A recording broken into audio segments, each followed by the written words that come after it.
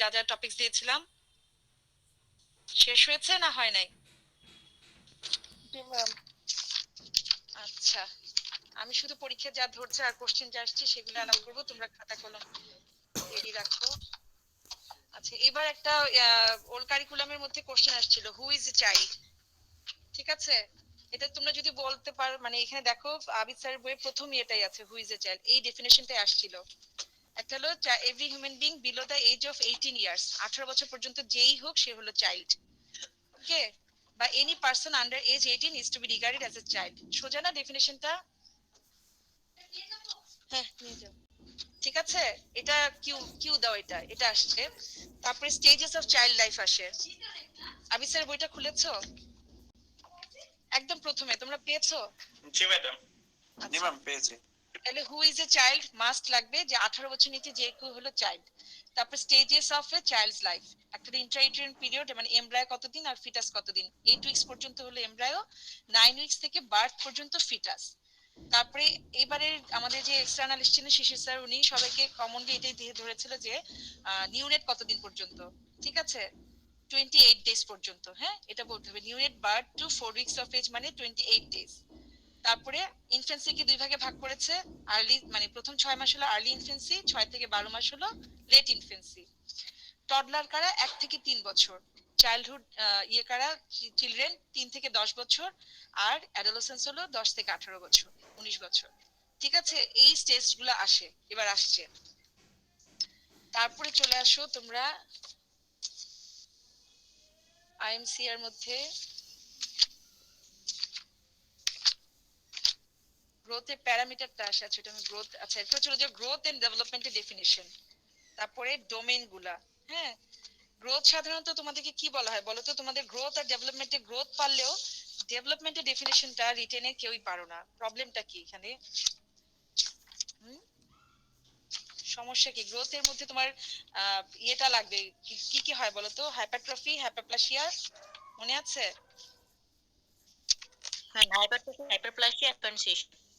হ্যাঁ, এটা ভালো আছে তোমার 130 নম্বর পেজ আইএনসিআর বইতে, যে growth refers to physical maturation and signifies, এটা হলো একটা ফিজিক্যাল ম্যাচুরেশন এবং increase in size of the body parts এবং বিভিন্ন অর্গান, বডি পার্টস এবং অর্গানের সাইজ বাড়বে। এবং কেন হবে সেটা? হাইপারপ্লাসিয়া, হাইপারট্রফি এবং ডিফারেন্সিয়েশনের জন্য। এই পুরোটা ডেফিনেশন থাকতে হবে, সাধারণত 1 মার্কস থাকে। আর ডেভেলপমেন্ট কি? ফাংশনাল ম্যাচিউরিটিটাকে অ্যাটেইন করা। সেটা মানে কি? ইকুইজিশন অফ স্কিল, তারপর ইমোশন এবং সোশ্যাল অ্যাডাপ্টেশন।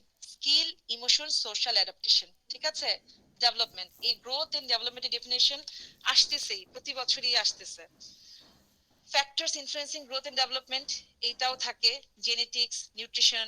এটা হলো তোমার আইএমসিআই বই 130 পেজে আছে। ঠিক আছে, এখানেও আছে, দাঁড়াও এখানে বলে দিচ্ছি। এখানে কোথায়? এই যে প্রিন্সিপাল অফ ডেভেলপমেন্ট না, আচ্ছা এখানে ফ্যাক্টরসটা নাই, ফ্যাক্টরসটা দেখতে পাচ্ছি না, তাহলে এটা লিখে রাখো। আইএমসিআই বইয়ের 130 পেজে আছে হলো factors influencing growth and development. ঠিক আছে, জেনেটিক্স, যেমন যার বংশে জেনেট মানে ছোট তারা বড় হবে না, নিউট্রিশনের ডেফিসিয়েন্সি থাকলে গ্রোথ হবে না, বা প্রেগনেন্ট মাদার কেমন থাকছে, সুস্থ থাকলে সুস্থ বাচ্চা হবে নয়তো অসুস্থ। তারপর বিভিন্ন হরমোনের ইনফ্লুয়েন্স, তারপরে চাইল্ডহুড কোনো ক্রনিক ডিজিজ থাকলে গ্রোথ হবে না। তারপর ইমোশনাল, কালচারাল, কোনো কোনো এলাকায় বেশি হাইট বড় হয় না, ইন্টারটেরিয়ন গ্রোথ রিটার্ডেশনে বেবিরা একটু ছোট থাকে, সোশিয়াল পুয়ার সোশিয়াল কন্ডিশনে দেখা যায় পুয়ার গ্রোথ এন্ড ডেভেলপমেন্ট থাকে। তারপরে সারাউন্ডিংস গ্রোথ পটেনশিয়াল একটা থাকে, যে আচ্ছা স্মলার চিলড্রেন বা ছোট থাকবে but the smaller he is likely to be in subsequent years. তবে এটা সবসময় না, রিভার্সটাও হয়। ঠিক আছে, তাহলে ফ্যাক্টরস ইনফ্লুয়েন্সিং এটা লাগবে, রিটেনে আসে তোমাদের। আচ্ছা, তারপরে হলো ডোমেইনস গুলা। হ্যাঁ, ডোমেইনস কি কি? একদম ছোট, মানে 1 মার্কস এটার মধ্যে, তোমরা এটার মধ্যে প্যাচ লাগাও, মানে ঠিক মতো আসে না সব। গ্রস মোটর, এটা হলো তোমার 13 নাম্বার পেজে আবিদ স্যারের বইয়ে। Gross motor, fine motor and vision. Fine মোটরের সাথে যে ভিশন আসছে কিভাবে মনে রাখবা? যে আমরা সুই সুতা, সুতার মধ্যে, সুইয়ের মধ্যে সুতা ভরি, সেটা হলো ফাইন কাজ, ফাইন মোটর। এবং এটা করার জন্য আমাদের চোখ ভালো থাকতে হবে, আমরা চোখ ভালো না থাকলে কাজটা করতে পারবো না। সো ফাইন মোটরের সাথে ভিশন। আর আমরা কানে না শুনলে কথা বলা শিখবো না, সো স্পিচের সাথে হিয়ারিং একটা ডোমেইন। তাহলে গ্রস মোটর হলো হাঁটা চলা এগুলা, ফাইন মোটর ভিশন একসাথে, স্পিচের সাথে হিয়ারিং, আর বাকিটা সোশ্যাল অ্যাডাপ্টেশন। ঠিক আছে, সেলফ অটোনমি। তারপরে এখান থেকে আসবে আরো তোমার সাধারণত 18 মাসটা খুব বেশি আসে কেন যেন, হ্যাঁ, তখন তত দিনে তো আমরা বুঝে ফেলি যে তার বাচ্চাটা কত গ্রোথ হলো। 18 মাস, 12 মাস আর 6 মাস, এই তিনটা জিনিস কমনলি আসে। যে এই বাচ্চা গ্রস মোটর কি হবে, ফাইন মোটর ভিশন কি হবে, স্পিচ ল্যাঙ্গুয়েজ হিয়ারিং কি হবে, আর সোশ্যাল ইমোশনাল অটোনমিটা কি হবে। ঠিক আছে। কত কত মান্থ ম্যাম? 6 মানে বেদ বাক্য না, এটা উল্টাপাল্টা ইচ্ছা করে দিতে পারি, কিন্তু কমনলি 18 মাসটা বেশি আসে। 18, 6 আর 12। জি ম্যাডাম। 6 মাস, 12 মাস, 18 মাস। আমরা গ্রস মোটরটা যদি চিন্তা করি, তোমাদের ডেভেলপমেন্টাল অ্যাসেসমেন্ট এক্সামিনেশন দেখাবো আমি পরশুদিন। সেদিন বলে দিব, তোমরা একটু লিখে রাখবা। ওইখানে যে বলাটা থাকে ওইটা এই এটা চারটা যদি তোমাদের মনে থাকে ওখান থেকে বললেও হবে। যেমন ঘা শক্ত হবে কয় মাসে, বসতে শিখবে কয় মাসে, দাঁড়াতে শিখবে কয় মাসে, হাঁটতে শিখবে কয় মাসে, স্পিচের মধ্যে বাবা বলবে কবে, মানে বাবলিং, মনোসিলেবল কবে, বাইসিলেবল কবে, আর ফুল ওয়ার্ড বলবে কবে, ফাইন মোটরের মধ্যে কাপ স্পুন ধরতে পারবে কবে, তারপর জুতা মোজা পড়তে পারবে কবে, ইন্ডেক্স ফিঙ্গার দিয়ে পয়েন্ট করতে পারবে কবে, এগুলা দিয়ে আমরা ফাইন মোটর ভিশনটা। আর সোশ্যাল হলো মাকে দেখে হাসে কিনা, তারপরে নিজে নিজে খেলা করে কিনা, মিমিক্রি করে কিনা। ঠিক আছে, এগুলো হলো সোশ্যাল এন্ড বিহেভিয়ারটা। আচ্ছা, এটা রিলেটেড একটা হলো, এখন অটিজমের প্রতি সবাই খুব বেশি ইয়ে করছে। তো অটিজম এবারও আসছে পরীক্ষায়। অটিজমটা কি? এটা নিউরো ডেভেলপমেন্টাল ডিসঅর্ডার, নিউরো এবং ডেভেলপমেন্টাল মানে নার্ভাস সিস্টেম সাথে তার ডেভেলপমেন্টাল ডিসঅর্ডার, যেখানে নাকি সোশ্যাল ইন্টারেকশনটা ইম্পেয়ার হবে, তারপরে প্রিট এন্ড প্লে যেটা সেটা ফেলিওর হবে, মানে সোশ্যাল ইমিডিয়েটলি প্লে করতে পারে না, পুতুলকে যেমন আমরা বিয়ে দিই, কাপড় পরে, এগুলো করতে পারে না। আর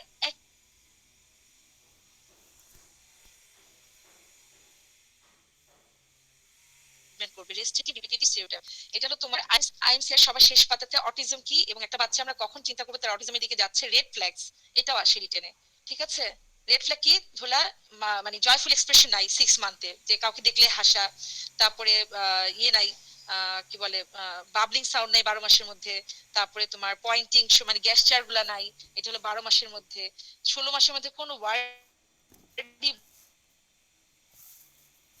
কোনো মিনিংফুল ওয়ার্ড বলে নাই, হ্যাঁ, এনি বা বলতে শিখেছে, অনেক মায় বলবে যে 15 মাস পর্যন্ত বলেছে, তারপর থেকে সে আর বলছে না, মানে বলে আবার loss, any loss of speech, babbling আর social skill at any age. মানে অটিজম কিন্তু একটু পরে গিয়েও হতে পারে, একবার থেকে যাবে তা না। ঠিক আছে, তাহলে অটিজম এবং রেড ফ্ল্যাগ এটা আসে, বলে নাই। ডোমেইনস গুলো বললাম আসবে। আর অ্যাসেসমেন্ট অফ ডেভেলপমেন্ট কিভাবে, এটা এবার আসছিল। ঠিক আছে, এটা হলো আবিদ স্যারের বইয়ে দেখো, page 12-এ। Comparing of skills and performance of any child with standard age specific child milestone and bedside. এটা হলো যে আমাদের গ্রস মোটর, ফাইন মোটর এগুলো দেখে, আর কিছু স্কেল দিয়ে স্কোর দিয়ে আমরা বেলি স্কেল, ডেনভার স্কেল এগুলা। ঠিক আছে, অ্যাসেসমেন্ট অফ ডেভেলপমেন্ট, এটা কেন দিল বুঝলাম না, এটা আসলে না দিলেই ভালো হতো। তারপরে যা লিখেছে নাম্বার দিয়ে দিয়েছিলাম। একটা প্রিন্সিপাল অফ ডেভেলপমেন্ট, এটা লাগে, এটা শর্ট নোট আসে 12 পেজ, আবিদ স্যারের বই 12 পেজে আছে।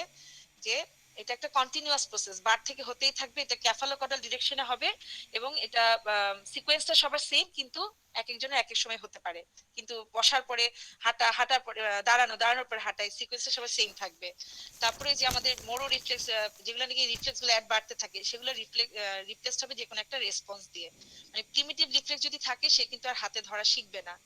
primitive reflexes are lost before the appearance of corresponding voluntary movement. মানে পামার গ্রাস আসবে তোমার প্রিমিটিভ রিফ্লেক্সটা চলে যাওয়ার পরে, বাচ্চারা হাত মুঠো করে রাখে, সেটা প্রিমিটিভ রিফ্লেক্স। যখন নাকি এটা হাত খোলা না শিখবে, লস না হবে, ততক্ষণ তো সে গ্রাসপিং করা শিখবে না, একটা কিছু ধরা শিখবে না। ঠিক আছে, তো এখান থেকে আর কিছু নাই। তারপরে আসো খুবই ইম্পর্টেন্ট যেটা তোমাদের ব্রেস্ট ফিডিং এ আইওআইসিএফ, আবিদ স্যার বইয়ে 16 নাম্বার পেজ। এখানে এই যে পজিশনিং অ্যাটাচমেন্ট, ভাইভাতেও ধরে রিটেনেও আসে।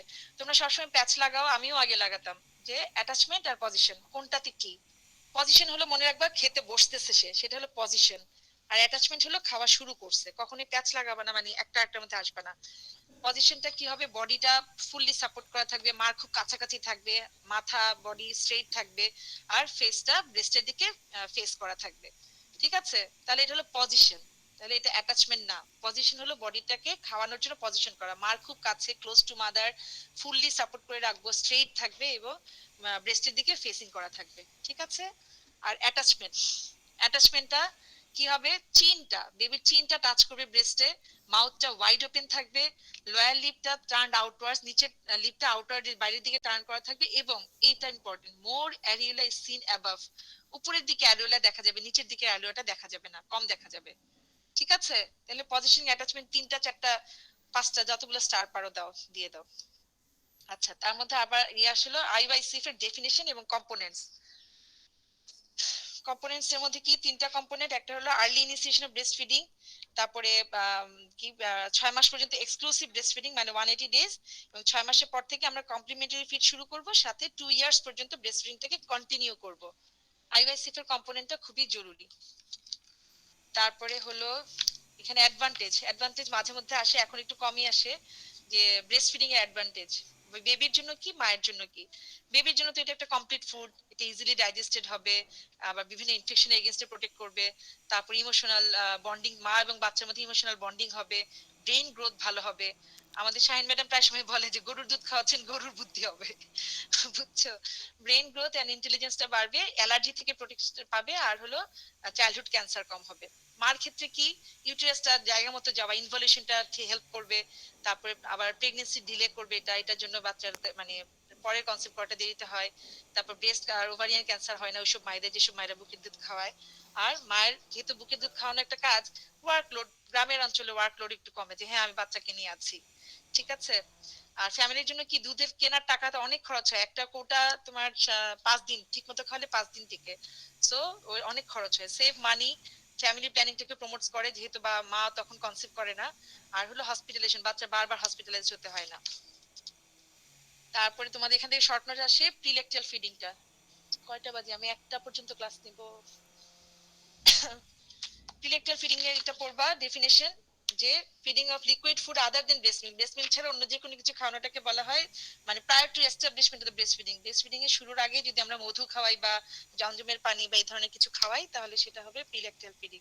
এটা কি করে, সাধারণত ডায়রিয়া মানে যে কোনো ইনফেকশন করে, এবং দেখা যায় যে বুকের দুধটা নিতে চাচ্ছে না।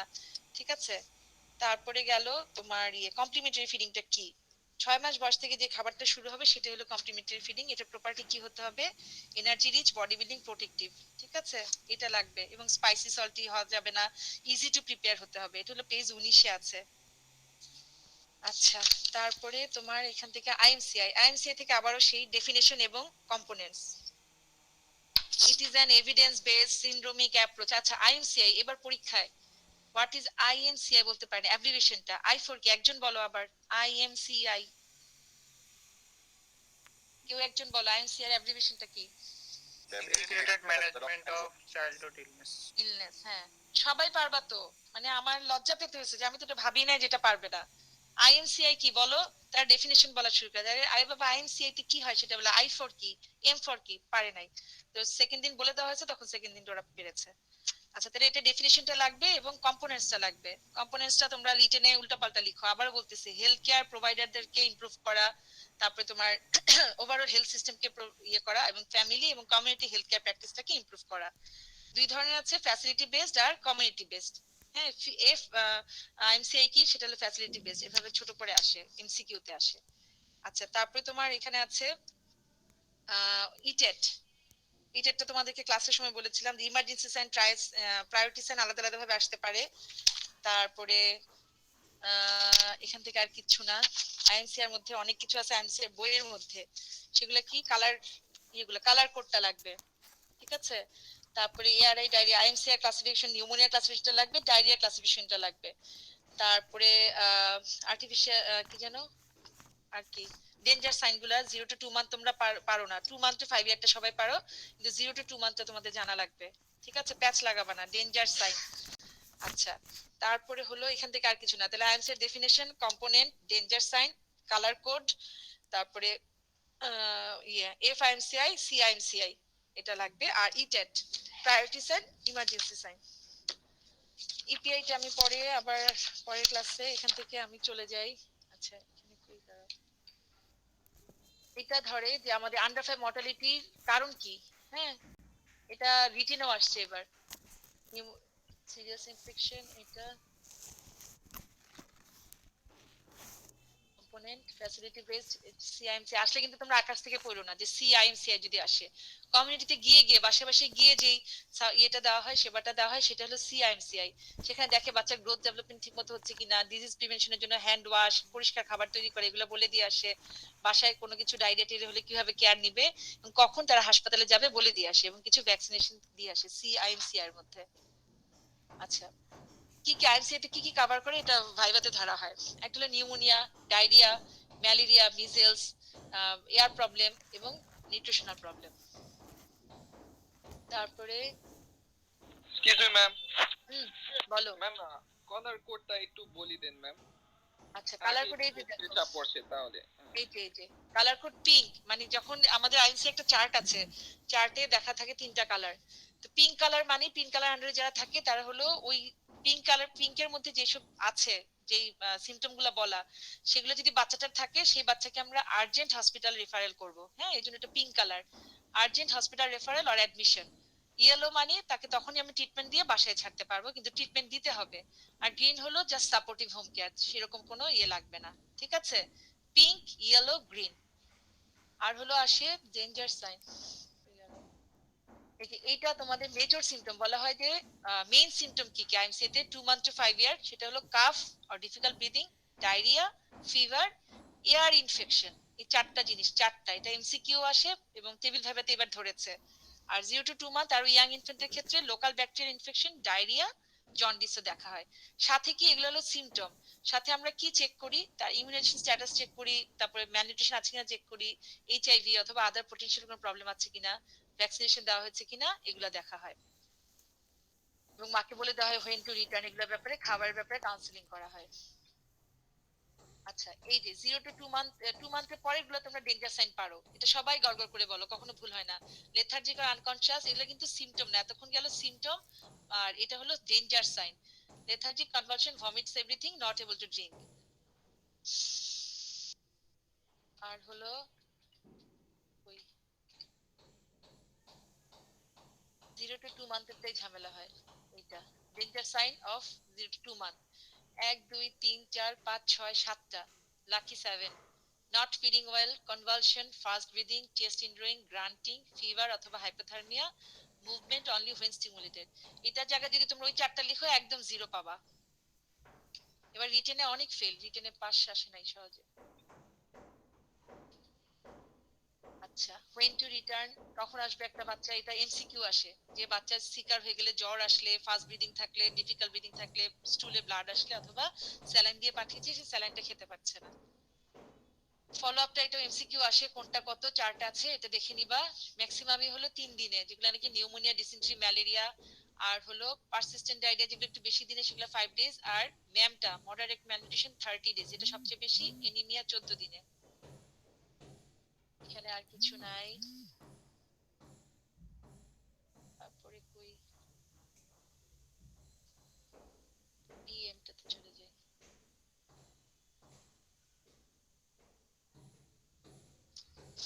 আইওয়াইসিএফ থেকে তো বললাম কমপ্লিমেন্টারি ফিডিং এর ইয়ে লাগবে। আর আইএমসিএ থেকে আর কিছু নাই। এবার তোমাদের ক্লাসিফিকেশন গুলো একটু শর্ট করে দেন ম্যাডাম, ক্লাসিফিকেশনটা অনেক আছে।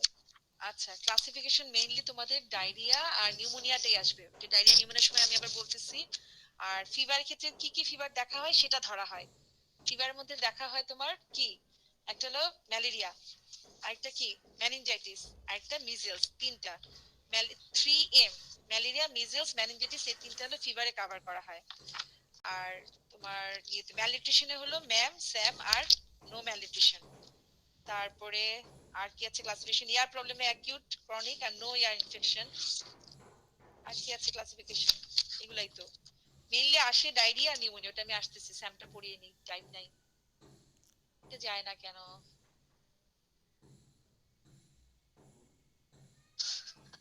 আচ্ছা, ওইদিকে থাকি। আচ্ছা, এটার মেইনলি হলো এই ক্রাইটেরিয়াটা 6 মান্থ টু 5 ইয়ার, যেটা সেটা আমরা যে কোনো একটা দেখবো, যে মুয়াকটা 115 কম কিনা, ওয়েট ফর লেং জেড স্কোর -3 নিচে কিনা, আর বাইপিটাল ইডিমা আছে কিনা। আর লেস দেন 6 মান্থ আমরা এই এটা বোঝা যায় না, মুয়াকটা বোঝা যায় না, ভিজিবল একটা ওয়াস্টিং মনে হয়, বাইপিটাল ইডিমা অথবা লেং জেড স্কোরটা যদি -3 নিচে থাকে সেটা। তো এই ক্রাইটেরিয়াটা তোমাদেরকে ধরে, এটা থাকবে বা রিটেনে আসে। এবার একটা সিনারিও ছিল, সিনারিওতে কিন্তু কেউ ডায়রিয়া লিখতে পারেনি, স্যাম যে সেটাও নাকি বোঝে নাই, ক্লাসে যারা ছিল তারা বলে দিয়েছে তারপরে বুঝেছে। আচ্ছা, ক্লাসিফিকেশন চার ভাবে করা যায়, যে WHO classification, Gomez classification, Wellcome, Waterlow. এগুলো নামটা বলতে পারলেই হবে, গোমেজ, ওয়েলকাম, ওয়াটারলো।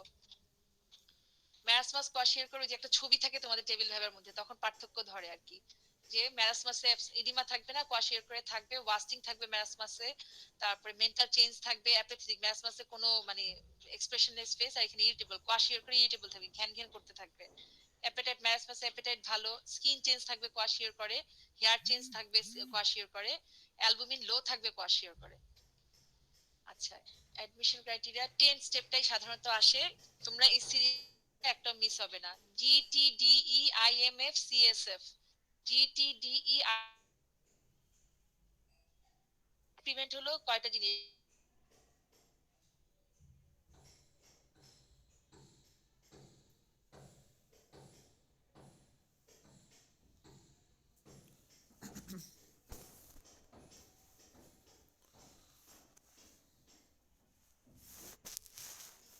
কারেক্ট করা হয়, ম্যাট্রিনেট